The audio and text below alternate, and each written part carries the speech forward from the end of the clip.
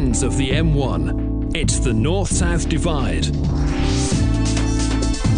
With Trev. He's the secret love child of Morrissey and Hattie Jakes. And James. He's thinking about Billy Piper. And so am I. Hello and welcome to the 7th North-South Divide. This one is called, wood. A wood? Yes, wood. It's seen as a life-giving force. It reinforces our buildings, gives us fire, and of course, if it wasn't for wood, there'd be no paper. Think where humanity would be without wood. Would we have been able to aim for the stars, James, without wood? Well, would we? You call it that so you can make "I've got wood" jokes, didn't you? Well, yeah, that as well. Was there anything wrong with that? Oh, no, not at all. Who are all those people over there? Oh, you mean the ones wearing feather boas? Well, yes, and the ones wearing top hats and tails. That's the dance troupe. And the women over there in the sequin dresses? Backing singers. Will I regret asking what you have in mind? Are you hosting your own coming out party? No, not at all. I just miss the glamour and glitz of old-style radio, theatre and films. You know, I hark back to the 1930s when all of the women were beautiful, all the men charming and stylish, and there were no films with pointless nudity and swearing in them. Sorry, you lost me at pointless nudity. So, we're going to start the show with a big song and dance number. A music maestro, please. You haven't asked him Maestro? Obscure 1980s card joke, ask your parents.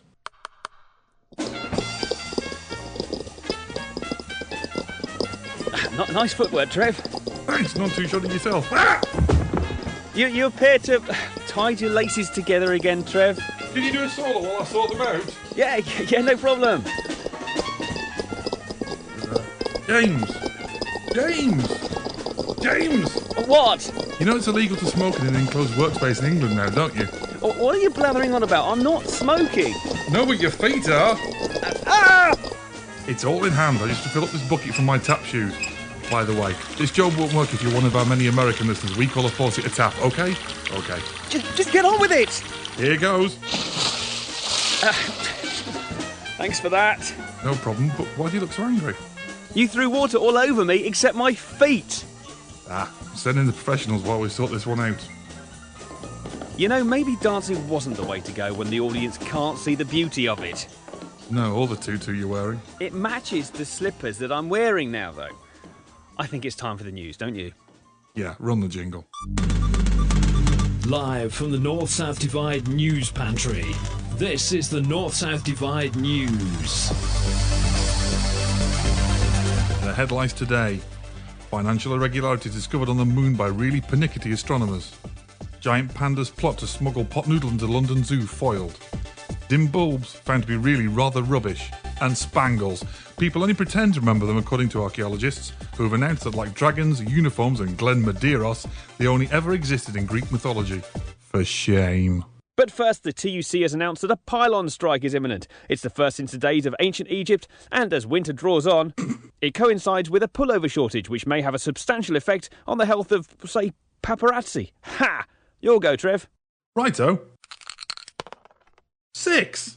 National Grid say it was as much of a shock to them as it was to us. There have been some high-tension talks taking place and many utility companies have put up great resistance to the industrial inaction. Executives have complained that the recent work to rule of substations have given unions too much power, while they have had to put van drivers in charge of 9-volt batteries so they can respond to the inevitable darknesses. Damn it, miss a turn. Technology news now, and scientists have perfected the ideal accompaniment to the air conditioner, air shampoo. The designers claim it can clean the air right down to the roots, leaving it shiny and full of life. Here comes the science bit from... Kimberly Penge has it. I'm eating chocolate. You do it. But you've got Wikipedia open on your...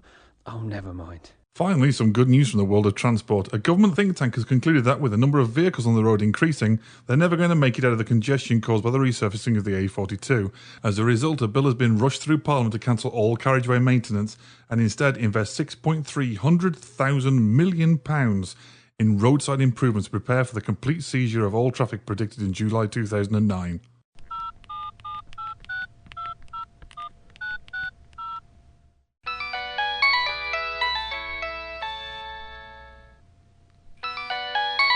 Hello? Hi, James, it's your bit. Oh, thanks for reminding me, mate. See ya. Ta-da! Top man, cheers. What an arse. I heard The well-established road-based periodical Central Reservation Monthly reports that investment has already been made in a number of initiatives, including complimentary windscreen washing at traffic lights, bunches of flowers being given away to motorists at the roadside, and free hot snacks available in large tins and a cup of tea. I've lost interest now. Shall we play something else? Okay. The North-South Divide. It wears the trousers in this house. Following the recent scare at a nuclear power station in Kent, the government has started a major review of working practices and procedures. To discuss it in more detail, we're lucky to have with us the junior MP for Energy, John Seymour. Hello, pleased to be here. So, Mr. Seymour, after the rigorous investigation into the recent incident, what's deemed to be the problem with that particular reactor? Well, to put it simply, in layman's terms, the bloody front blew off. What? Was that not simple enough for you? No, it was a little more simple than I was expecting, if I'm honest. Oh, did you want me to be a little bit more technical? No, that's more than fine, Minister. That's good, because I've got no idea what I'm talking about. Again, a little more honest than I was expecting. Well, if you wanted an expert on nuclear physics and design, you should really have got a nuclear physicist in. I'm only trying to be honest. Well, that's very laudable. So what does the government propose to change about the design for any new reactors that are commissioned? Well, after a full and frank exchange of views, we intend to build one where the bloody front doesn't blow off. Are you really the minister? You doubt me? Well, frankly, yes. Go on then, if you know more, how would you change the design? Go on, Mr. Smarty Pants. Well, after a long and laborious exchange of views, including covering all the economical and environmental factors... Good, so far, go on. You design one where the bloody front doesn't blow off. Exactly. Thank you, Minister. It's been an utter hamster. I mean pleasure. What?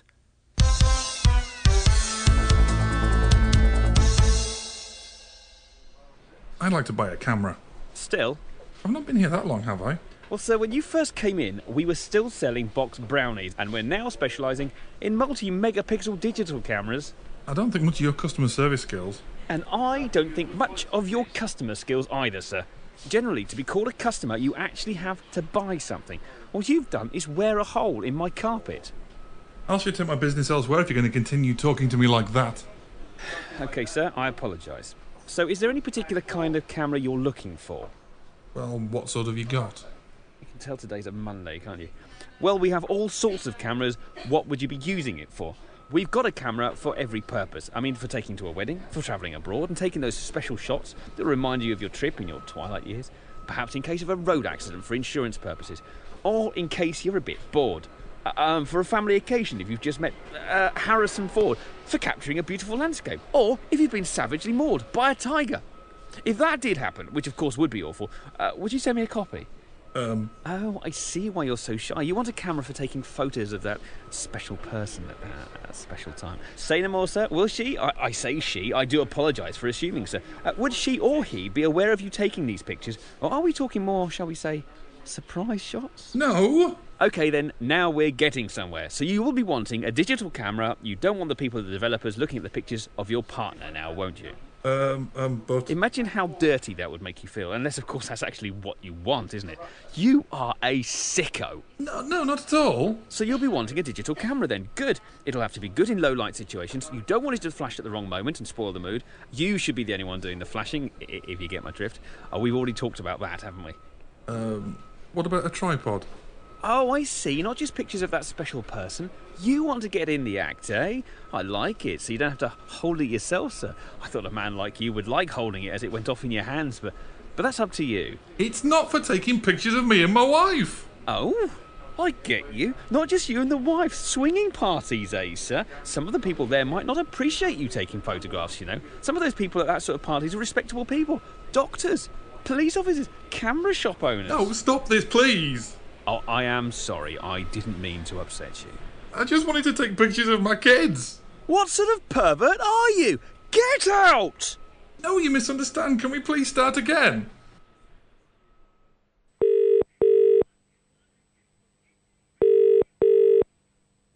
Hello, and thank you for calling the North-South Divide.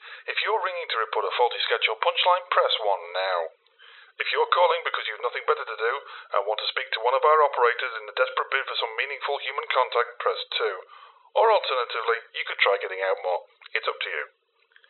If you're having problems listening to this podcast and need technical support, press 3. If you're a bit too thick to manage that, you could try repeatedly mashing your face against the keypad in the vain hope that you inadvertently press the correct button.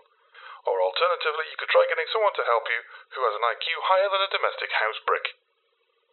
If you're ringing to report an emergency, please hold.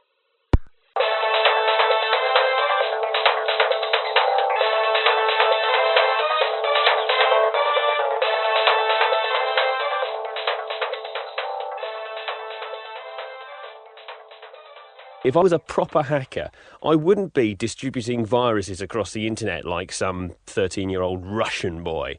No, I'd be trying to infiltrate places like national newspapers, or even better, international call centres, because those scripts that they read out to you, if I were to make minor modifications to them, and they'll read it out verbatim, the person at the other end of the phone will just go, "What? No, I will not buy your push bike." The thing is, the person saying it, because I've worked in call centres, the person saying it would actually be saying it and thinking, this isn't right. But you still say it because it's on the computer in front of you. I need to talk to my supervisor. I don't know the answer to that, sir. I mean, can you actually have a bit of fun at a call centre? Is it possible to... I think it depends on where you work. When I used to work at a certain large gas utility company, who were British, just to narrow it down slightly, yes, we could actually. They were quite understanding generally, as long as we didn't actually spend any time talking to customers. You don't waste time talking to customers, but they were quite happy when we made them laugh. You know, when they're happy, they're buying things. Exactly. It's kind of the attitude. I mean, if we're sarcastic, they don't like it. I had this one woman who rang up and 2-3 minutes into the call, she was just a call about a way she was paying her bills or something like that. It's been quite mundane and everyday. And all of a sudden she says, "Oh, and I'm 83, you know." And I said at the time, "Well, I'm 28, you know." And she went, "What did you tell me that for?" And I went, "I was just handing back the same information you gave to me." They weren't very pleased with that for some reason. Oh, no. Although one I got the biggest telling off on, this is true, was this bloke who was being very racist and very abusive to pretty much every ethnic area, every gender, everybody really. He hated everybody. He was working his way around the call centre until he got to he was quite fair, a blonde, blue-haired, white yeah, person. He was going to say, "I'm not airing enough for him," but other than that, he kept going on. And I said in the end, "I'm not happy with where the conversation is going. Please stop this. It's not relevant to what we're dealing with." And he started shouting at me and I went, "Has it ever occurred to you that anybody called Trevor could actually be black?" I didn't claim I was black, because obviously I'm not, if you've seen the photographs, but there are quite a few black people called Trevor, as I'm sure you're aware.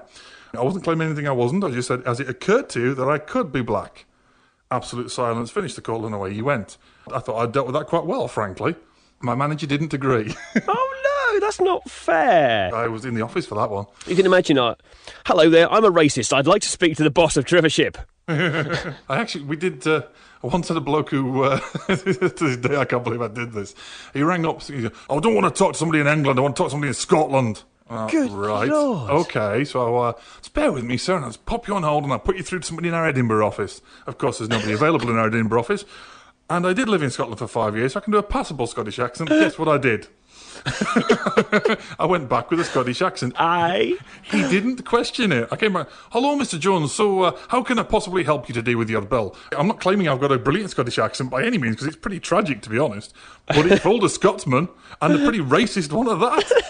I think what I would have done was say, "All right, dear, this is the Glasgow office. Can I help you out?" Oh, it's just shocking. I mean, we wouldn't take the mickey out of any particular ethnic origin. For example, I don't know the Welsh on this podcast, so... No, obviously not. Not the Welsh. Podcasts against racism except the Welsh and the French. And ginger people. Ginger people. That was a joke, by the way. I happen to like some ginger people and some Welsh people, although not many Welsh people, thinking about it. Are there many Welsh ginger people? What a subset that would be, wouldn't it? Yeah, exactly. All you have to be is Jewish as well, and everybody hates you. Well, I don't know many Jewish people, but I don't know whether they want to live in Wales. Does anybody want to live in Wales? Apart from the Welsh, obviously. I mean, indigenous peoples would want to live there because obviously their friends and family are there. Well, this is the whole point, isn't it, about indigenous people? I'm not indigenous by any means. No. I think I've got some Russian and some... Whenever I hear the phrase, "I've got some in me," I always think of that Theophilus Field Wildebeest, that Lenny Henry thing. "You got some African in your baby, you want some." Wouldn't work for me. I'm a bit too white for that. Hello, Dad. Do you want some English in you? I'm as English as they come, unfortunately. Full Northern. English dog's breakfast.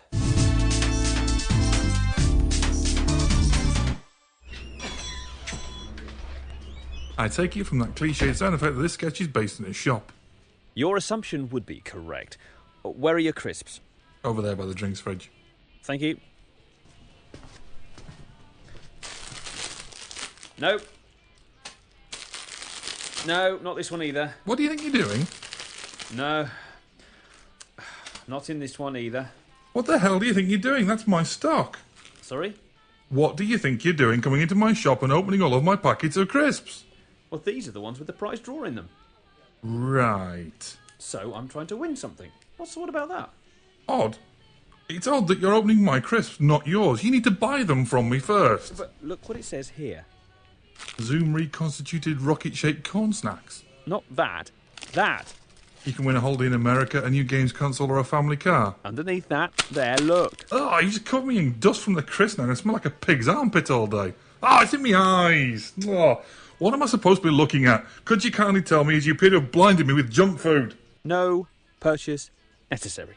No purchase necessary. You'll need to make one purchase in a minute. Oh? Some plasters, you're going to need them.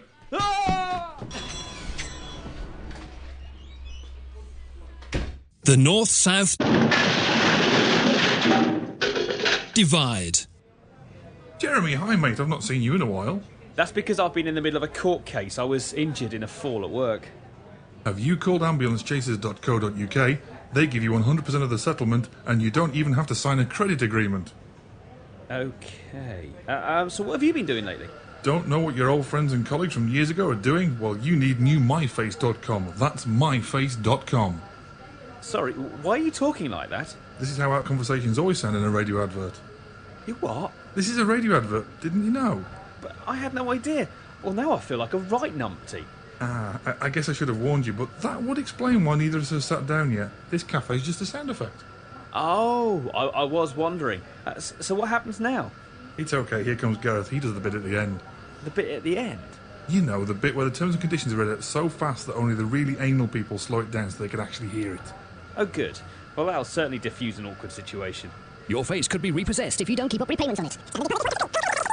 Biscuit-based financial advice can go up as well as down. Hey, where's my apple Danish gone? Coming soon on AMTV, Britain's favourite daytime TV channel, a new programme, Antiques Under the Hammer, presented by the sexually ambiguous and non-threatening stalwart of daytime TV, Owen Harper.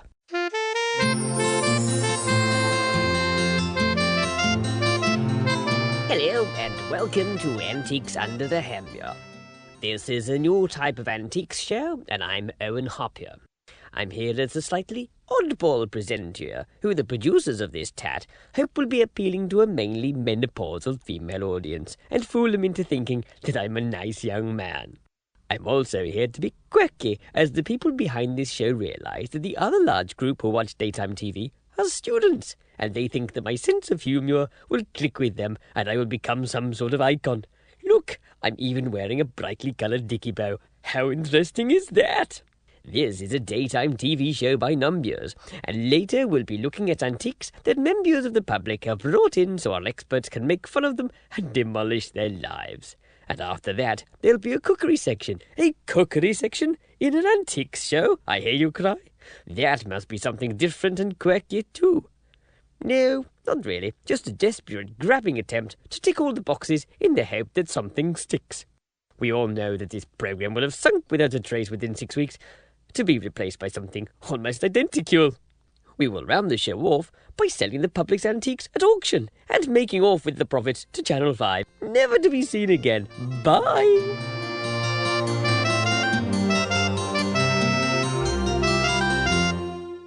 But all of that excitement is on tomorrow. Next, we have Short Chefs, which, contrary to the letters of complaint that we've received, is not about midgets and chef's whites and big hats. It's a short programme with a well-known chef sharing one of their quick recipes. And here it is. Hello, I'm Gideon Horner and welcome to Short Chefs. And no, I'm not short. Today we're going to be looking at making our own tasty fruit smoothie. First we have to get some good quality fruit, some apples, a lovely pair of melons. I didn't really want 2 melons, I was just going for the cheap laugh. I'd always grab 1 melon if I can. Get the flesh of the fruit out and whack them in a blender. Then add some ice, not too much mind, a bit of full cream milk and then the secret ingredient. This is what makes this fruit drink special. Right now, throw all of that other cack away and drink the gin or any other alcoholic spirit straight from the bottle. Bottoms up!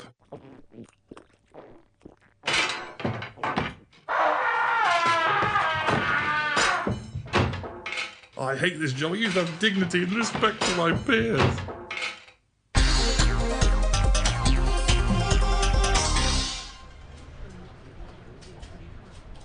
Are you still here? Have you decided what sort of camera you want yet? Having established that I'm not some sort of pervert, can we sort out what sort of camera I do want? Of course, so what do you want it for? To take pictures. Oh, good grief. I'd kind of guessed that you weren't interested in buying a camera so that you could hollow it out and use it as a one-man yacht to sail across the Atlantic. Or to wear as a bizarre hat. I mean, what sort of pictures will you be wanting the camera for? Oh, I see. I doubt that, but let's not give up now because we're nearly there, aren't we? Are you going on holiday? Yes, I'm going on safari in Zambia later in the year. Oh, so the chances of you actually being mauled by a tiger are higher than if you were half of a Camp Magic act. Good stuff. Right, so you might want this fine model. Oh, ideal for photographing the wild animals of the African savannah. It's got a 0.01 times zoom, so it can even fit an elephant in the frame. It's the Cantax Jumbo 400. It looks huge. How much does it weigh? £400. And how much does it cost?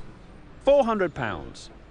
It's a bit, well, big for me. Do you have anything a bit more general purpose and, well, smaller? Well, there's always the slender Pen-on Axis 400. Perfect for putting in a handbag and won't spoil the line of an evening dress. What are you implying? I'm not implying, I'm reading off the box. Oh, okay. How much is that one? £400. Are they all £400? No. Actually, yes. I only have £350. That's it, you've been wasting my time. Get out! What? Go on, now go! Walk out the door?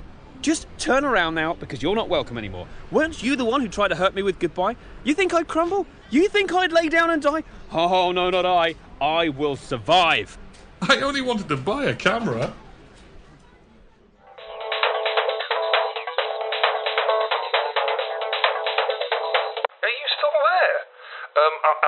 Thank you for holding. We'll be with you as soon as possible.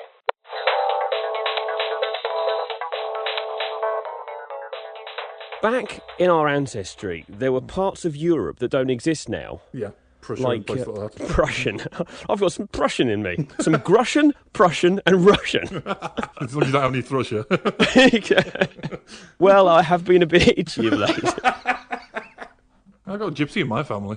My great-granddad was a gypsy. Does this mean that every now and then... I have this urge to steal shiny things, obviously. It explains the moving around a lot, though, doesn't it? Gypsies are different from travellers, aren't I they? say gypsy. No, I mean proper gypsies, not Irish gypsies. I mean, Oh, absolutely. they're What are they from Romania. Romania, and they were basically called Romanian. Romany, Yes, Romany I suppose. gypsies, yes. I can imagine when British Rail changed the name from travellers to passengers, because obviously travellers has connotations that may be unacceptable to other people. But then they changed passengers to customers, because a passenger and a traveller actually go somewhere. And on the whole, you don't want to be reminded as you're sitting. You're sat for 20 minutes, 10 foot away from the station. You're a customer at that point, aren't you? Yeah, still without a doubt. But of course, that also reminds you can get your money back, probably. Well, yes, customer's always right. Right. Not true. If this bit makes it the podcast, I'll seriously mean this. Anybody who's worked in retail will be going, yes, absolutely. The customer isn't always right.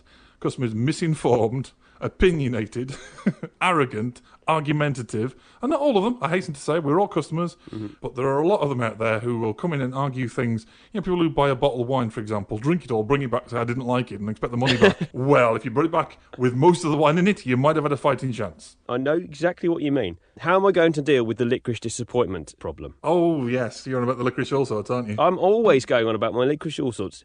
They should be all sorts. They should not always be the round, yellow and pink ones, which Asda always do them. They always have The most toilet of rolls. those. Licorice toilet rolls, exactly. Everybody knows what you mean when you say toilet rolls. Licorice rolls, oh, I've got the pink toilet roll or the yellow toilet roll.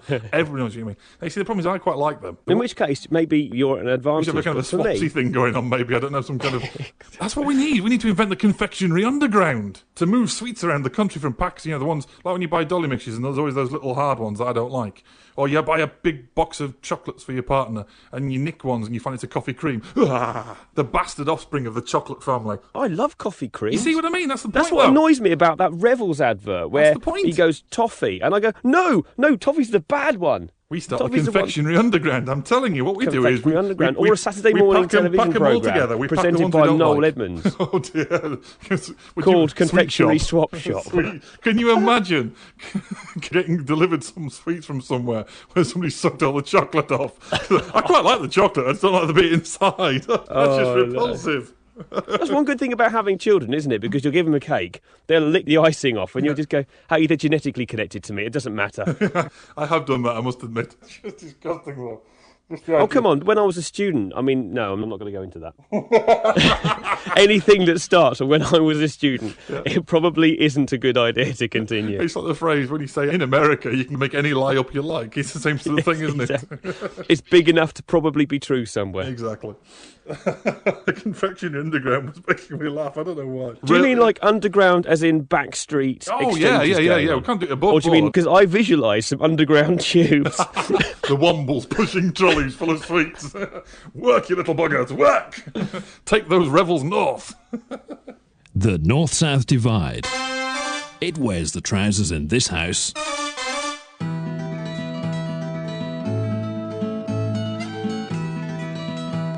After the massive success of the last theatre workshop and the frankly amazing feedback that we've received... One letter that was made out of letters cut out of newspapers is not an amazing success, Trev. But James, if we've helped one person, it's been a success. With some of our listeners, if they can breathe without the aid of machinery, then that could be considered a success. Such negativity about our wonderful listeners. Oddly, though, you did touch on what we're going to be dealing with here tonight. What, stupidity? No breathing. Breathing? Breathing? What are the simplest things an animal can do? It's an autonomous reflex. Breathing today. What are we going to do next? Walking unaided. Telling hot from cold. Breathing is very important in performance. Well, yeah. Without it, you'd die before the opening night. It's a pretty basic skill. Even people that commission ITV Saturday night programming can do it. To project your voice in a theatre, you have to make sure you are breathing correctly. OK, go on. No, it's true. A proper actor can project their voice without the need for amplification, or without the need to resort to Amterm-style shouting. I don't believe this! Exactly like that. Thank you for that exemplar, James. Oh, don't mention it. No, really, don't mention it. Oh, OK. Let's move on. Let's do some breathing exercises. First of all, relax your muscles. What, like this? No! A little too much relaxing there, James. Just relax your chest and stomach muscles. Could you be a bit more specific next time? Now exhale all of the air from your lungs. As you do this, you should be able to feel your upper chest cavity drop. Feel the changes in your body. Place your hands on your ribcage if it helps. Imagine that all of the air in your lungs is a liquid and that you can see it as it passes through you, giving you life. When you are breathing out, remember that you're expelling gases that are poisonous to you, so your body is looking forward to breathing back in that wonderful fresh air. Can I breathe in yet? Yes, breathe in slowly, placing your hands flat on your upper ribcage. Whoa, rush. That was cool. I didn't realise it was going to be that much fun. That was not the idea. Maybe I should add that people should be careful doing this at home. No. What if someone does it wrong and gets hurt? One less stupid person, that's the way I see it. Not a problem. It's a bonus. That's not a nurturing attitude now, is it, James? Well, why should I be nurturing? There's no headlines on the news saying national shortage of stupid people, is there? I'll answer my own question, as you know I don't like being interrupted. No, there are no headlines saying that. And do you know why? There is no shortage of stupid people. Selectively removing a few is no bad thing. In fact, it could be considered a wonderful thing to help humanity evolve and move on. Someone needs a hug. Don't you dare. Ah, so that's the problem. You've got intimacy issues. No, I do not. Well, not with women, anyway. Oh, homophobia, eh? That explains a lot. I'm not a homophobic. I just don't want a hug from you. Why is that so odd? Denial as well. Do you think that maybe you were, No! Come on, group hug. Come any closer and you'll be getting a group slap. I've had enough. I can't work like this anymore. I'm going for an organic, caffeine-free, taste-free, free trade coffee alternative. Goodbye! And breathe out.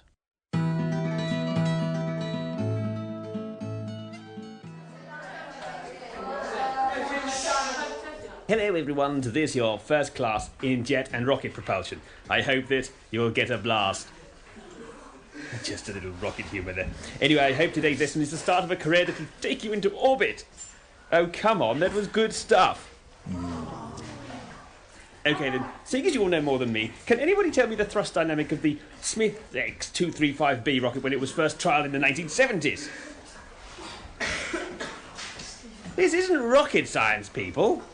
But it is, sir, isn't it? Oh.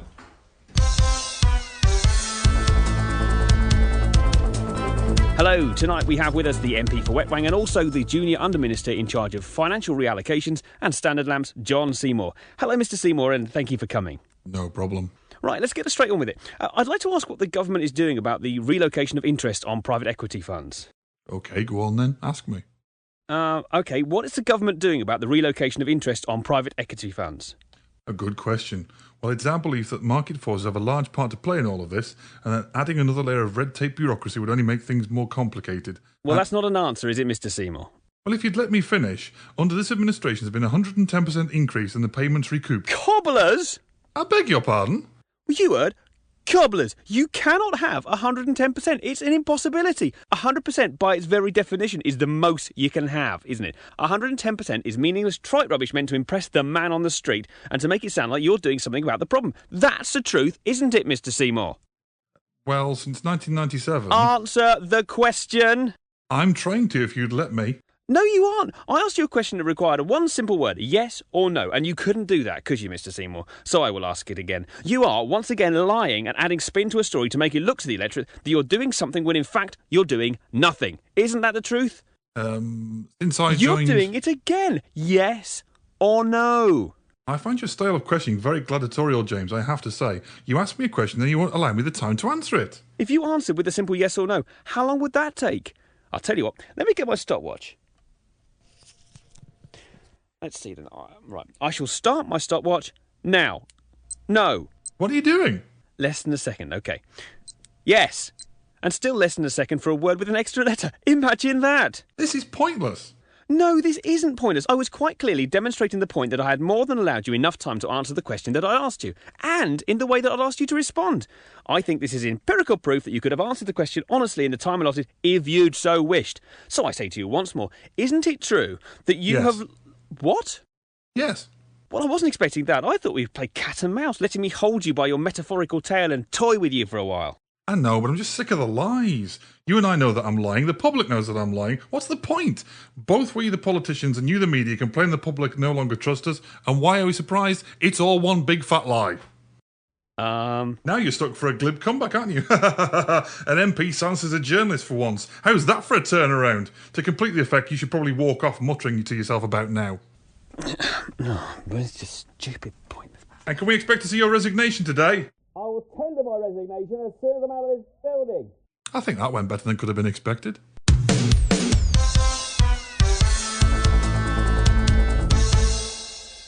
I don't know if anybody likes it. Maybe you like them.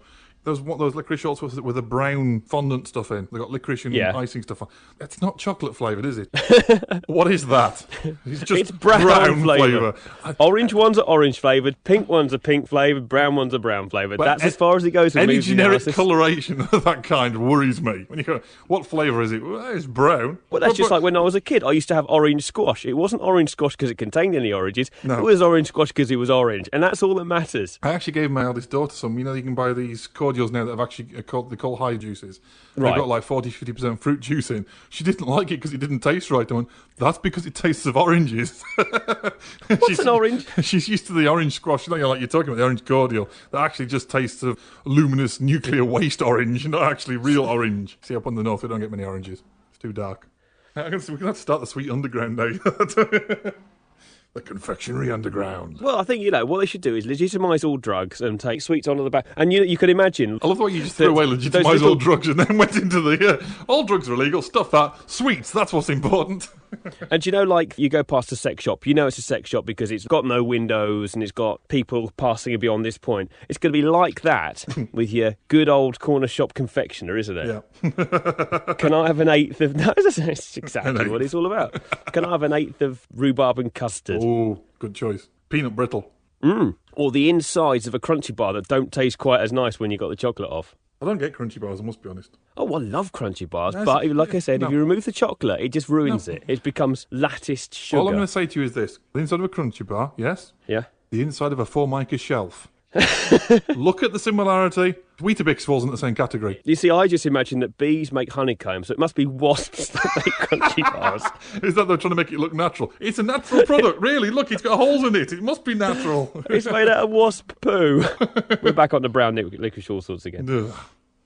You know, They're all right. I tell you what, if you go to this is a tip for all you podcast sweet fans who live in the UK. Go to Tesco and buy their own brand, and you will get the pink ones. Taste like nothing on earth. They taste like, you know, when you were in chemistry and they did the bit where you put things together and make esters, and esters smell like, sweet, pear but if you drops sort of drink smell. them, they're poison. Yeah, the pear drop sort of smell.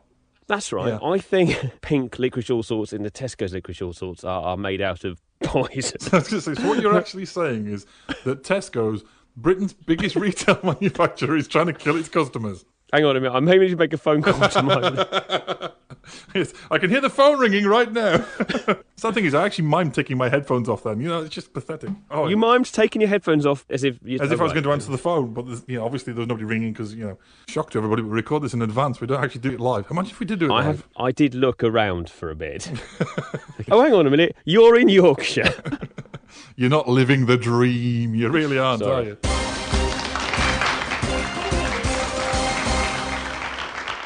Hello and welcome once again to our now regular visitor from space. It's Zark the Alien. Thanks, and how are you, James? I'm good, thanks. I'm terribly glad to hear that, old bean. I'm sorry for being a little late. I'm afraid that I was queuing. Oh, what were you queuing for? Nothing at all. Okay, and why did you do that? Well, I was thinking about applying for British citizenship. And that was why you were queuing? And that was why I was queuing. Are you sure about applying for citizenship? It's a big step. It is, but I do like it here. I cannot see me wanting to go back to Milton Keynes 5, to be honest. Well, I can't since the incident with Simon Cowell and the llama. It was a mistake that anyone could have made. So what have you been doing? Well, one of the decrees of the court case with Simon Cowell is that I cannot talk about it. No, sorry. I meant, what have you been doing about British citizenship? Oh, I see. Well, there's the problem. It doesn't really say, so I've started doing my own research about what being British really means. And what have you come up with? Queuing, obviously. Well, obviously. Casual racism. Being a bit rubbish at sports that I've invented. Look, I invented this game. Can I do it to save my life?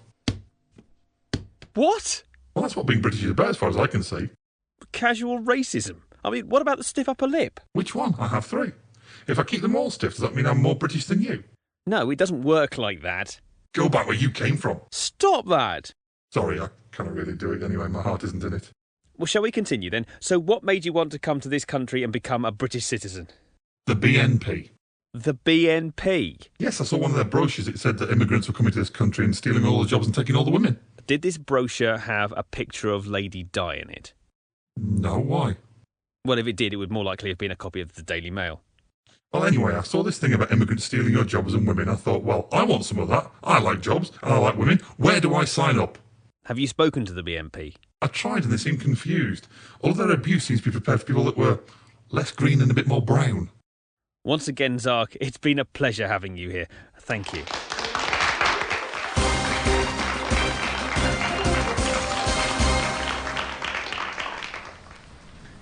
Well, following our journey back in time in our last podcast, we've decided to visit some historical events that are important to Britain. So on this occasion, we've gone back to 1297.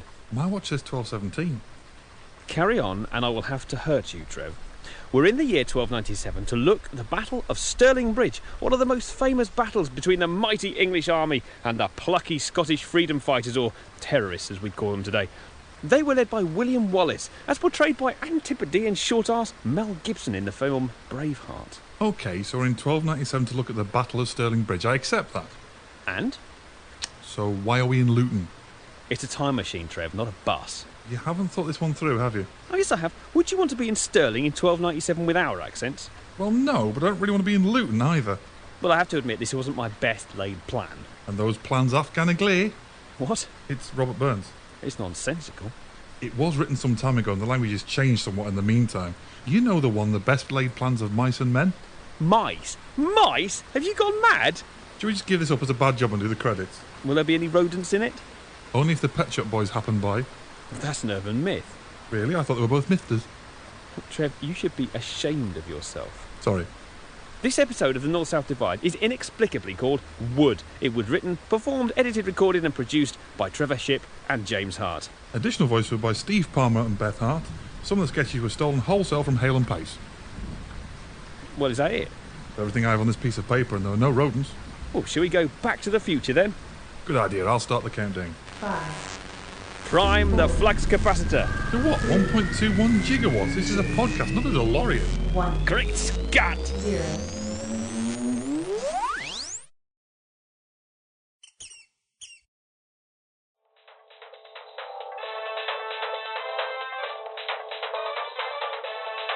Oh, I give up.